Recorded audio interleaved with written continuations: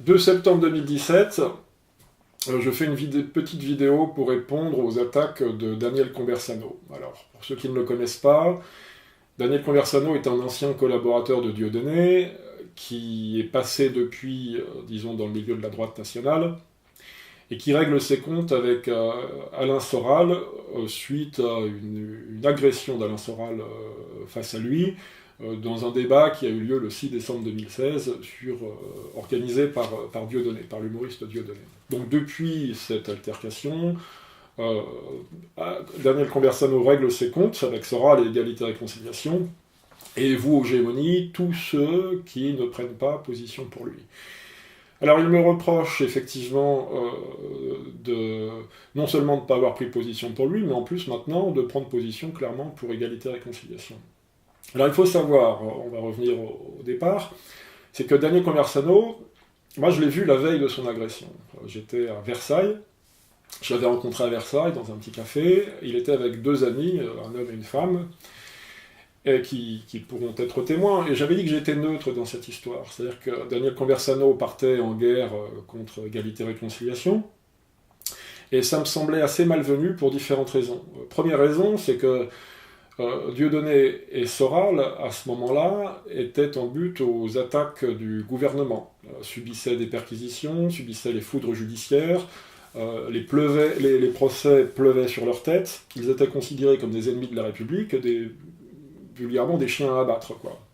Et Conversano avait choisi ce moment-là pour tomber sur le dos d'Alain Soral, l'insulter, le diffamer publiquement. Donc voilà, je considérais que c'était malvenu. Et ce combat, il va continuer. Quand un journaliste, Frédéric Aziza, se voit insulté, calomnié, sali sur Internet par celui, M. Soral notamment, qui a inspiré l'extrême droite, qui trouve de bien curieuses liaisons avec d'autres, je pense à Dieudonné. Cela veut bien dire que le combat n'est pas terminé et que nous allons le poursuivre parce qu'il en va de la République, de la liberté de la presse et de la démocratie. Quand même. Deuxièmement, c'était une époque préélectorale. Il fallait, à mon avis, montrer un front uni et défendre la candidature de Marine Le Pen et du Front National à ce moment-là. Et je crois que ce qui pouvait nous diviser contribuait à nous affaiblir, tout simplement. Et il se trouve qu'à ce moment-là, effectivement, Égalité et Réconciliation soutenait la candidature de Marine Le Pen. Donc voilà, c'était assez malvenu, il me semble.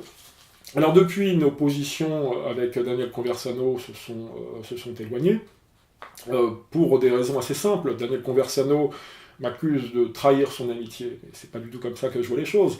Et je vais te rafraîchir un petit peu la mémoire, Daniel, puisque tu déformes la réalité. Si tu veux, je me questionnais sur ta collaboration avec un certain Yann Mercado, qui intervient toujours sur ta page Facebook de votre association Suavelos, et il est même le principal intervenant sur votre site, visiblement. Et ce Yann Mercado a des positions pro-sionistes assez claires, assez ouvertes, répétées et régulières. Je m'en étonnais à ce moment-là, effectivement, j'essayais de te détacher de ce personnage. Ce qui m'a valu ton ire, ta colère, puisque le 9 janvier, tu écrivais textuellement que Yann Mercado était ton ami et que tu pissais à l'arrêt, je cite, de tous ceux à qui ça ne plaisait pas. Bon, voilà, j'ai pris cette insulte et ces injures pour moi, j'ai considéré qu'il n'y avait plus rien à faire avec toi. Donc ne dis pas que je t'ai trahi, celui qui trahit en l'occurrence, je pense que c'est plutôt toi, puisque tu ne m'avais pas parlé de ton amitié avec Yann Mercado. Je l'ignorais. Et pire encore, j'apprends par la suite, donc on est toujours à fin décembre, janvier 2017, que ce Yann Mercado est ami avec un certain Ruben, un juif, militant du Front National, donc, qui infiltre le Front National, et qui évidemment est favorable à une ligne pro-sioniste. Et ce Ruben, je l'apprends à ce moment-là, aurait agressé un très bon ami à moi, Jérôme Bourbon, le directeur de l'hebdomadaire Rivarol. Jérôme Bourbon, qui me soutient depuis le départ, depuis que j'ai sorti mon premier livre, et qui est un ami, quelqu'un que je connais très bien. Donc, je suis un peu surpris, je déjeune avec Jérôme Bourbon, on était à l'école militaire, et Jérôme Bourbon me confirme qu'il a bien reconnu Ruben comme étant son agresseur à une bouche de métro du 13e arrondissement de Paris.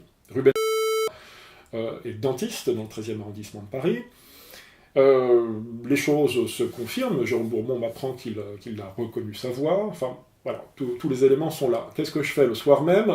Je t'appelle Daniel, je t'appelle au téléphone et je te demande confirmation. Est-ce que c'est bien, est-ce que Ruben est bien copain avec Yann Mercado?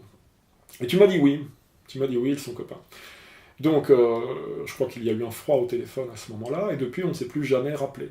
Alors ça devait être donc au mois de fin décembre, ça devait être fin décembre 2016. On ne s'est plus du tout rappelé, on ne s'est plus jamais rappelé, les liens sont rompus. Alors il faut savoir que Ruben dément être l'agresseur de Jérôme Bourbon, c'est possible après tout. Écoute, moi je ne porte pas de jugement à cet égard. Ce que je sais, c'est qu'effectivement, les gens de cette communauté parfois sont un peu rusés et n'hésitent pas à prendre le contre-pied de la réalité pour se disculper. Et je me souviens quand je commençais à comprendre l'antisémitisme, quand je découvrais l'antisémitisme par mes propres recherches, je me souviens très bien que j'avais pris l'annuaire, à l'époque il y avait des annuaires, et que j'avais cherché un nom juif dans l'annuaire. Et j'étais tombé sur un certain Azoulay parmi des centaines, voire des milliers d'autres. Et j'avais appelé Azoulay au hasard, Monsieur Azoulay, pour essayer d'en savoir un peu plus. Est-ce que ce qu'on vous dit sur vous est vrai? Enfin, comment est-ce que vous voyez le monde? Et ce type m'avait répondu mais je ne suis pas juif, je suis corse. Et je lui ai dit oui, bon, sans doute. J'avais continué comme si de rien n'était, comme s'il était juif. Et il me répète, mais je ne suis pas juif, je suis corse. Non, mais je suis corse. Pardonnez-moi, je ne suis pas juif, je suis corse. Donc, et on avait raccroché, et quand j'avais parlé de ça ensuite à des amis le soir même, ils avaient rigolé. Et je m'étais rendu compte que je m'étais fait piéger par cette chutzpah, ce culot monstrueux qui subvertit la conscience du goy, et qui fait que les juifs parviennent parfois à nous faire croire des choses assez incroyables. Donc voilà ce qu'il en est pour Ruben. On clôt le chapitre. S'il y en a un de nous deux qui a trahi la confiance de l'autre, il me semble plutôt que c'est toi, Daniel. Voilà. C'est toi qui as trahi ma confiance. Tu aurais dû me parler de ce Yann Mercado, tu aurais dû me parler de ce Ruben, tu aurais dû me dire que ton objectif, c'était de rejoindre une ligne judéo-compatible. Et le fait, c'est que 6 mois après, 8 mois après, ta ligne initiale, qui était une ligne nationaliste pure et dure, a pris un virage, et aujourd'hui, vous vous rapprochez d'une ligne judéo-compatible, anti-musulmane, judéo-compatible. Là, on est loin, si tu veux, de la césure entre d'un côté les patriotes et de l'autre côté le mondialisme. Parce que moi, c'est comme ça que je vois le monde. D'un côté les patriotes, de l'autre côté le mondialisme. Toi, maintenant, tu es sur une ligne, d'un côté, l'Occident, la République et ses valeurs, et en face, l'islam. Et pour combattre l'islam, tu es prêt à faire des alliances avec les juifs. Et tout ça, ça n'aboutit finalement qu'à sauver les intérêts de la République, et de la démocratie multiculturelle. Donc on n'est plus du tout sur la même ligne maintenant. C'est un fait acquis et avéré. Concernant Soral, pour revenir à Égalité et Réconciliation, je ne suis pas membre d'Égalité et Réconciliation, je ne l'ai jamais été. Égalité et Réconciliation a relayé ces derniers temps quelques-unes de mes vidéos, de manière très épisodique. Ils relèguent, quand ils veulent, une de mes vidéos, je ne m'en plains pas, mais ils m'ont toujours relayé beaucoup moins que Jean-Marie Le Pen, Julien Rochdy, ou Bruno Gollnisch, pour ne citer que, par exemple. Ils me relaient quand ils veulent, mais moi je ne fais pas de propagande par rapport à Alain Soral et Égalité et Réconciliation. S'ils veulent me relayer, ils me relaient, s'ils ne veulent pas, ils ne me relaient pas. Après la rupture qui s'est créée dans la sphère nationaliste le 6 décembre 2016, Rissen a choisi Soral en son âme et conscience. Et il a eu la sincérité de me le dire par téléphone d'ailleurs, quelques jours après. Un choix logique mais regrettable pour continuer d'être vendu sur la plateforme Contre-Culture, qui est toujours la garantie d'un certain nombre de ventes pour un auteur. Comme pour mieux accepter d'avoir choisi le mauvais camp, et parce qu'il avait besoin de se prouver à lui-même qu'il avait pris la bonne décision quand même. Rissen n'en est pas resté à ce statu quo. Et il a commencé à partir à la chasse aux juifs imaginaires dans mon entourage, se transformant en un inspecteur gadget du web improbable, n'hésitant pas à user de méthodes crapuleuses comme la publication d'images retouchées, le fameux et désormais célèbre Johan Merkava, par exemple, censé être le vrai nom de mon ami Yann Mercado, publié par la revue Fake et Boniment. Eh bien, cette info grotesque que Rissen a publiée sur Facebook, tout content l'affreux d'avoir enfin trouvé la preuve par 9 que Daniel travaille avec des juifs et que c'est bien de l'avoir abandonné pour faire des pipes à Soral à chaque vidéo, ce qu'il fait avec application depuis le début de l'année 2017. Et même lorsque des mecs sont venus lui expliquer qu'il s'était fait avoir, il a laissé l'image sur sa page en rajoutant à son descriptif que la capture d'écran serait peut-être info selon les dernières informations qu'il avait, sachant très bien que la plupart des gens ne lisent pas la légende et ne retiennent que l'image qui va avec, donc l'information fallacieuse Yann égale juif. Vous savez le plus drôle dans cette histoire, mais je vais vous le dire, c'est que c'est Mercado lui-même qui a fait circuler cette image parodique. Parce qu'il est taquin, le gars. Et oui, messieurs, dames, tout le monde le prend pour un con, le petit Mercava. Mais en attendant, il vous l'a bien foutu dans le fion. Ce qu'il a voulu montrer par là, c'est que vous êtes des imbéciles qui ne vérifiez pas les sources de vos infos tant qu'elles vont dans votre sens. Vous y allez avec l'empressement de la fillette qui a appris un potin dans la cour de récréation. Oh là là, tu te rends compte? Jessica, elle a sucé Kevin dans les toilettes. Putain, c'est trop fou.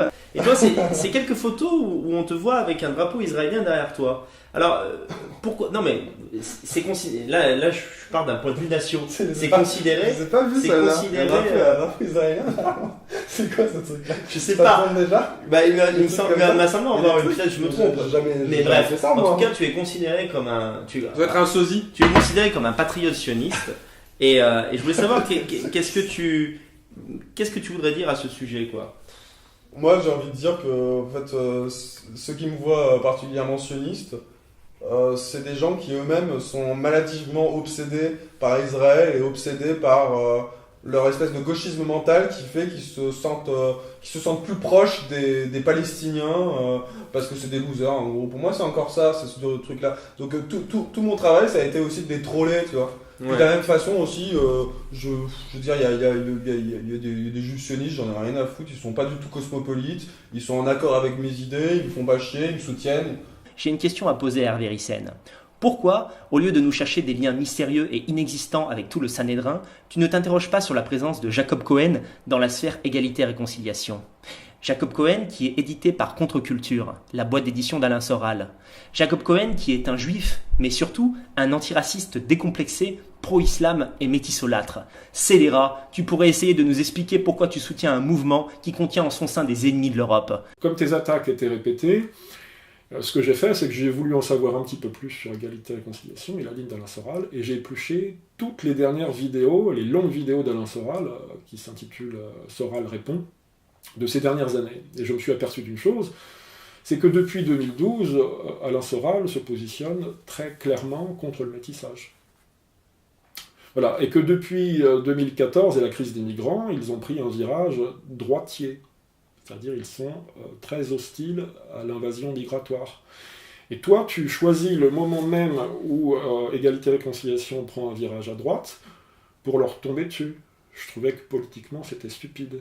Et je trouvais aussi qu'il était stupide, comme je l'ai dit, que tu attaques Égalité et Réconciliation avant les élections, alors qu'Égalité et Réconciliation soutenait la candidature de Marine Le Pen. C'était politiquement stupide et moralement dégueulasse. Moralement dégueulasse d'attaquer Soral et Dieudonné au moment même où ils sont en but aux foudres judiciaires et qu'ils sont désignés comme la cible prioritaire de la République. Voilà, donc moralement dégueulasse, politiquement stupide. Tu me demandes ce que je fais avec Jacob Cohen, mais je ne connais pas Jacob Cohen. Jacob Cohen, il est très proche d'Égalité et Réconciliation, je ne sais pas ce qu'il fait, je n'ai pas lu ses livres, je ne suis pas toutes ses vidéos. Tu dis qu'il est sur la même ligne que Jacques Attali, que c'est un juif planétarien, comme tu le dis toi-même. Peut-être, j'en sais rien, Égalité et Réconciliation, c'est un ensemble, visiblement. Il relaie aussi bien du Bruno Gollnisch, du Jean-Marie Le Pen que du Jacob Cohen. Ce que je sais, en revanche, c'est que j'avais suivi un petit peu Jacob Cohen à un moment donné, et je m'étonnais qu'il soit aussi loin des positions des intellectuels de sa communauté. Et je m'étais étonné, je me demandais s'il était juif ou pas. Et je sais que dans un tweet, Jacob Cohen a répondu, pas à moi directement, mais par le biais de quelqu'un d'autre, qu'il se sentait juif à 2%. C'est exactement ce que je dis, Daniel Conversano. Je dis que le judaïsme n'est pas une race, ou en tout cas pas seulement une race, c'est essentiellement un état d'esprit, c'est un projet politique, en plus d'être une pathologie, mais ça c'est autre chose. Et quand un mec me dit qu'il se sent juif à 2%, eh bien je dis qu'il n'est pas très juif. Comme Zemmour, tu vois, c'est ce qui me distingue encore d'Égalité et Réconciliation. Moi j'aime beaucoup Éric Zemmour. Voilà. Je ne suis pas Égalité et Réconciliation, Daniel. Arrête de tout mélanger, arrête de créer la confusion et de semer le trouble dans nos rangs, parce que tu sèmes le trouble dans nos rangs, Daniel Conversano. Voilà, donc Jacob Cohen se sent juif à 2%. qu'il soit antiraciste, c'est possible. En tout cas, j'ai quand même vu un texte de lui où il disait qu'il ne se rendrait pas devant le tribunal et qu'il, je reprends tes propres termes, pissait qu'il pissait à la gueule des juges. Voilà, pour faire court. Hein. Donc, si c'est un juif, il n'est juif qu'à 2%, la vérité c'est qu'il n'est presque plus juif, comme Zemmour. Ensuite, là je suis pas du tout d'accord avec les gens qui sont proches de la ligne antisioniste. Voilà, Zemmour pour moi c'est un patriote français, mais c'est autre chose. Donc ce qui m'insupporte, c'est que ce petit escroc essaye de me faire passer pour un immigrationniste. C'est-à-dire en gros, je serais parti socialiste, je serais au Parti socialiste et à SOS Racisme. Alors que je me prends dans tous mes procès en partie civile, SOS Racisme, la LICRA, le MRAP, etc. Je suis tout à fait pour la remigration, ce que j'appelle la remigration positive. Je pense qu'il y a trop d'immigrés en France. Je pense que la France a un problème d'identité sérieux. Effectivement, on nie l'identité traditionnelle de la France. J'admets parfaitement en tant que Français blanc catholique, effectivement, que la France, comme le disait De Gaulle, est un pays européen blanc et ce que j'appelle helléno-chrétien, et d'ailleurs pas du tout judéo-chrétien. Conversano sait très bien que je pense tout ça bien avant lui et que je le dis bien avant lui. Je rappelle quand même que je suis assez proche du Front National. J'ai été à l'aile gauche du Front National, donc je ne pense pas être à aucun moment un type qui sympathise avec les racailles de banlieue ou un baboucholâtre. Je lis les commentaires d'un des derniers articles de Daniel Conversano sur son compte Facebook, et je suis bien obligé de me rendre compte qu'un certain nombre de trolls essayent de peser sur sa ligne politique. À mon avis, il ne serait guère étonnant de trouver caché derrière les comptes de certains super warriors de la race blanche de vulgaires petits fonctionnaires israéliens, qui profitent de la guéguerre entre Soral et Conversano pour envenimer les choses.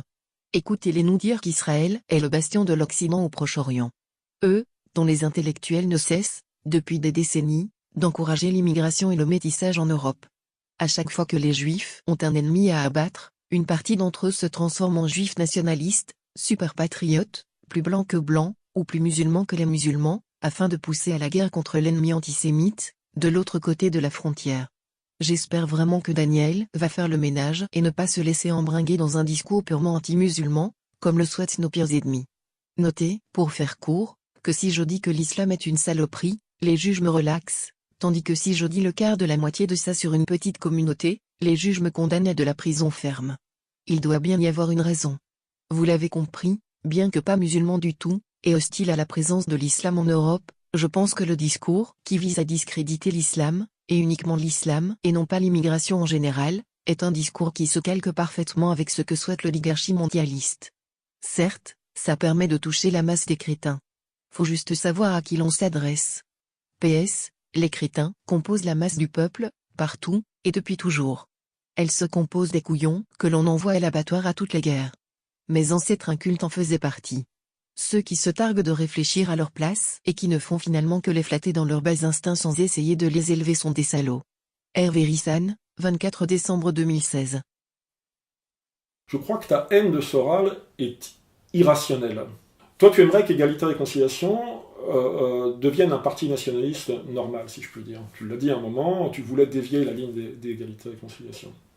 Et moi, je pense autrement. Je pense qu'Égalité et Réconciliation joue un rôle très important, disons pour nous, en ce sens que c'est un sas de décompression.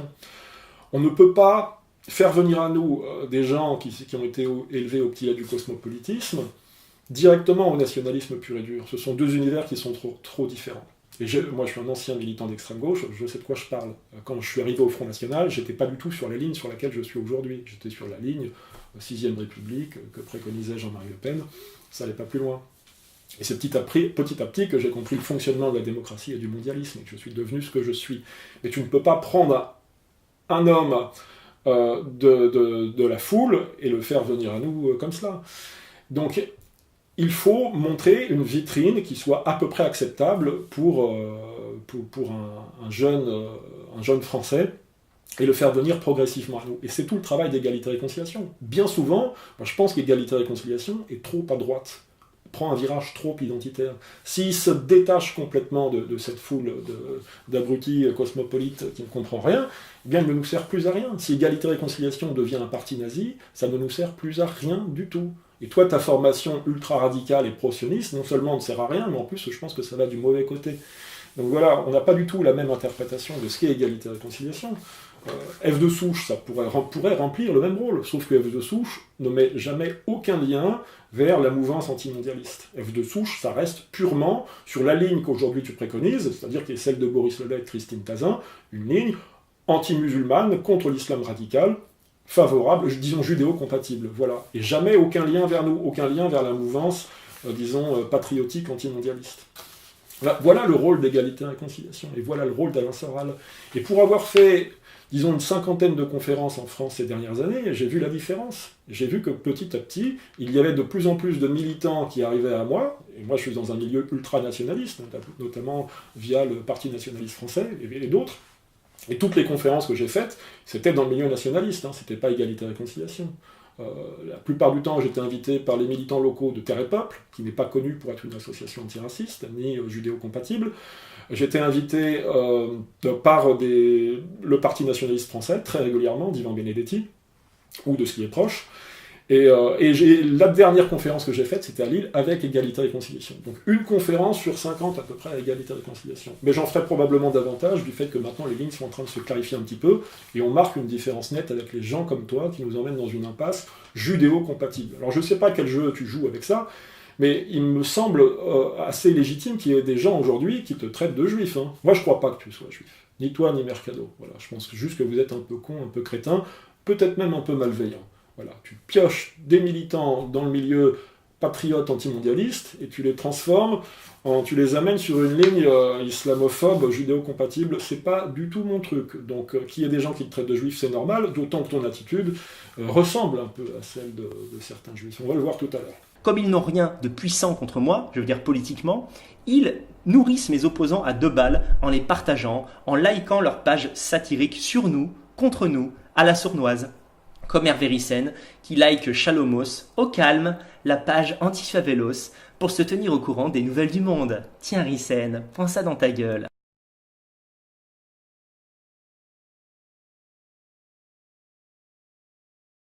Arnaud Lespingal est juif, c'est sa mère qui le dit sur sa page Facebook. Regardez, Joe Massoni, c'est la mère d'Arnaud Lespingal, elle dit bien qu'elle est sa maman juive. Regardez, c'est encadré, voilà. Arnaud Lespingal qui raconte qu'on doit obéir à 3 personnes dans la vie, son comptable, son médecin et son rabbin, en citant le Rav Dionovitz. Arnaud Lespingal qui souhaite le joyeux Rosh Hashanah à toutes et à tous, Shana Tova, sur sa page Facebook. Et Géraldine Feuillant, une collaboratrice féministe, moitié sorcière, apparemment discrète quand même de Suavelos, mais proche de Lespingal, dit Todar Rabba. Todar Rabba, ça veut dire merci beaucoup en hébreu. Donc, Géraldine doit être juive. Ce qui est son droit, mais arrêtez de nous faire croire que vous aimez bien les chrétiens, que vous êtes des nationalistes français, etc. C'est pas vrai. Donc pareil, Arnaud Lespingal s'était ému qu'on puisse reprocher à Pierre Sautarel, que je ne salue pas, là, le président, le webmaster d'F de Souche, le blogueur d'extrême droite, qui avait rendu hommage à Shimon Peres, donc l'ancien président ministre israélien lorsqu'il était décédé, ce qui avait pu choquer quelques personnes. Et donc Arnaud Lespingal s'était ému de cette réaction qui est jugée injuste, voilà.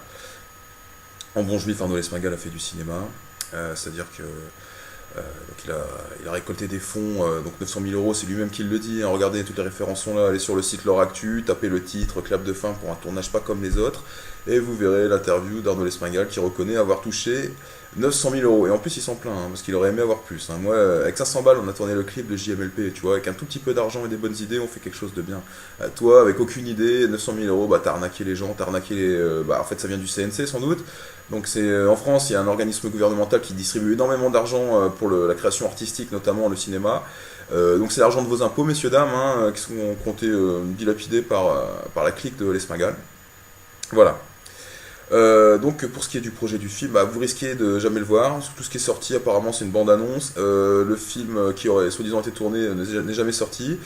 On a demandé à Arnaud Lespingal quand est-ce que Vidéo Club allait sortir, et il a répondu que le script a été vendu aux Américains, le projet est entre leurs mains désormais. Donc voilà, parfait, c'est Hollywood qui gère maintenant, c'est plus de notre sœur. Voilà. Mais voilà, faut être dans sa logique, Lespingal c'est un escroc, il a pas tort, s'il y a des pigeons pour lui donner du fric, dans la logique de l'escroc, il a raison de continuer, quoi. C'est pareil pour Suavelos en fait. Et voilà, et pour ça, on a besoin... Enfin, on a besoin, je dis pas on, parce que je fais pas partie du projet, mais on a besoin de 200 000 € en fait. Voilà, ces gens-là ont besoin de 200 000 €. Ce sont des jeunes, des experts en nouvelles technologies qui ont un projet de fou, qui m'ont montré un dossier. J'ai eu du mal à y croire au début, mais c'est un truc de malade. Les mecs, ils m'ont garanti un retour sur investissement et avec des taux d'intérêt entre 20 et 25%. C'est un truc de malade. Au début, j'y croyais pas. J'ai cru que c'était Noël, en fait. Mais en fait, oui, les mecs, ils peuvent vous le garantir. Et il y a contrat. Donc, on signe un contrat. Et si les gens ne sont pas capables de vous rembourser, ils vont à l'usine pour vous rembourser. Voilà, donc ce sont des investissements sûrs. Ne croyez pas que quand vous venez investir chez nous, quand vous venez par exemple dans les pays de l'Est ou quand on se retrouve à Paris, on va vous couper les doigts, on va vous séquestrer pour vous voler votre argent, on va vous voler votre valise de billets. C'est pas comme ça que ça marche aujourd'hui. Aujourd'hui, tout se fait par virement, il y a des contrats, enfin, tout est extrêmement légal en fait. Si on crée des holdings à l'étranger, c'est par un système légal. On n'est pas des mafieux, même si ça tenait qu'à moi, j'aimerais vous séquestrer et j'aimerais avoir une mafia. Mais on n'en est pas là, ok? Voilà. Puis il n'est pas raciste non plus, l'Esmagal. Là, c'est à l'époque où Conversano de son côté était au théâtre de l'Amador et où il disait que Dieudonné lui éjaculait au visage. L'Esmagal, il faisait dans le Black Blamber aussi. Hein.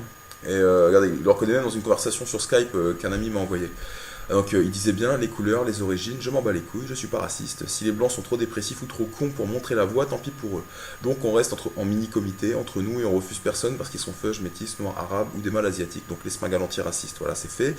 Faut nous expliquer pourquoi la copine de Yann Mercado, dans ce cas-là, Solveig Lopresti, alias Solveig Mineo, alias 50 kg de nervosité, est attachée de presse chez Ring Edition. C'est pas nous qui le disons, c'est elle, sur son profil LinkedIn. Regardez, vous pouvez toujours aller vérifier, de toute façon on a les captures. Alors, autre connaissance de Yann Mercado, donc Ruben Sora. Alors Ruben Sora, en fait, qui fait partie de la juiverie, hein, c'est un juif. Alors très proche d'Enrico Macias, il y a plusieurs photos d'eux ensemble, alors proche de Sarkozy, de Pécresse, tout ça. Donc c'est le fameux réseau sarkozyste de David Serra, en fait, qui est représenté par ce petit Ruben Sora. Parce que pour moi les pires ennemis de la France c'est encore les juifs qui font semblant d'être nos amis pour nous détruire de l'intérieur avec par exemple des Judith en fait hein. Vous voyez la photo de couverture de la page Facebook de Solveig, en fait c'est Judith en train d'égorger Holoferne. Alors Holoferne c'est le général Goy qui combattait les juifs dans l'Ancien Testament. Judith a séduit le général et pour mieux le décapiter au moment où il était plus vulnérable dans son lit. Donc voilà, Abbozi, tu t'assois dans le canapé d'un de nos pires ennemis, probablement d'origine juive, même si on peut parler de juifs intégrés, italiens. Il y a ça dans les gènes, hein. Moi les gènes, hein, bon, c'est quelque chose d'important, mais quand on est un vrai chrétien, c'est pas grave, mais t'es pas un vrai chrétien, Daniel. Adrien, au bout de 8 minutes, t'as pas pu t'empêcher de dire que le grand problème de la France, c'était pas la juiverie. Or, il y a quelques temps, il y a un amendement qui a été passé, là, t'es avocat, c'est pas toi que je vais apprendre ça, donc maintenant, suite à un texte de loi proposé par la LICRA, toute personne condamnée pour propos homophobes, antisémites, enfin relevant de la haine au sens large, est inéligible pendant 10 ans. Voilà.